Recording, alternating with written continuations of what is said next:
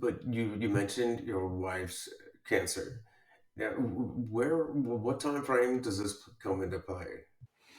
Yeah, so that was 2018, and it was actually our youngest daughter was 4 months old at the time, and actually the way that it was discovered was my wife.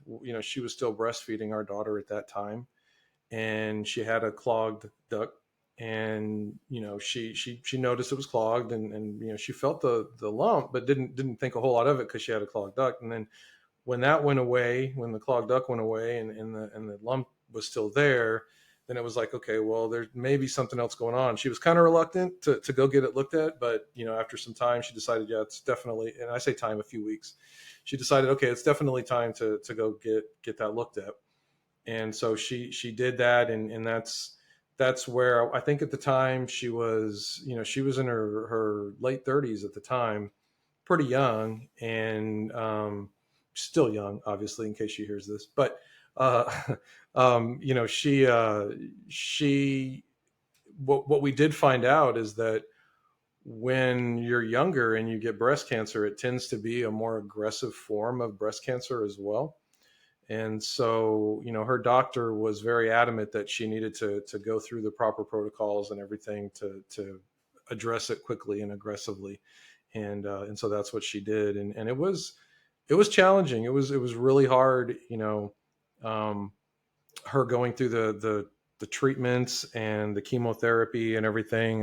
The chemotherapy was the hardest part because when I would sit there with her at the hospital when she was going through the treatments, and one of the side effects of the medicine is that it actually causes your extremities to become numb, and it can be permanent if you don't do certain things, like while you're getting the treatment. One of the things they did was they put these gloves on her, and then these things on her feet that were full of ice, and the purpose was to reduce the blood flow to those areas so that the medicine wouldn't get to those areas and it wouldn't cause permanent neuropathy in those areas. And that was one of the hardest parts, was seeing her go through that.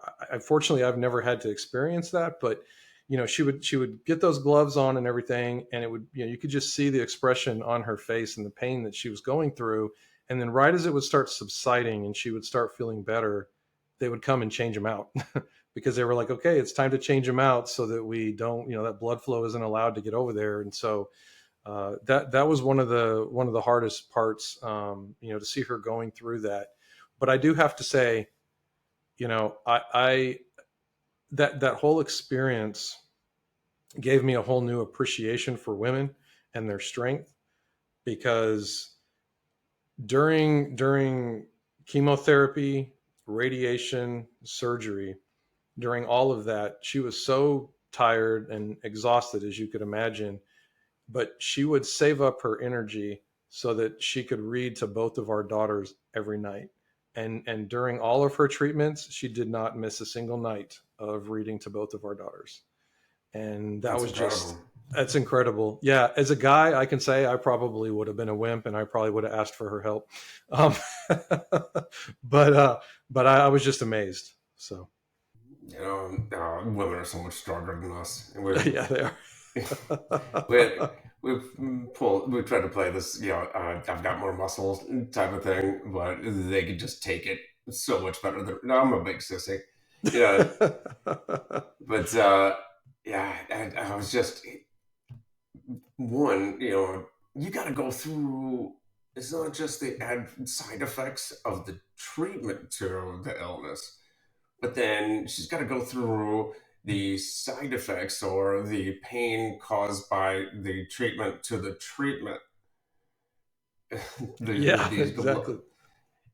it's like, okay, this is getting ridiculous, but Yeah. that's tough, and that's amazing that she was, not just, not just that she endured through all that, but that she was, tough enough and thoughtful enough to, still take care of the kids and read to them, and it must have been even, even more compounded that you've got a little one that's still nursing, right?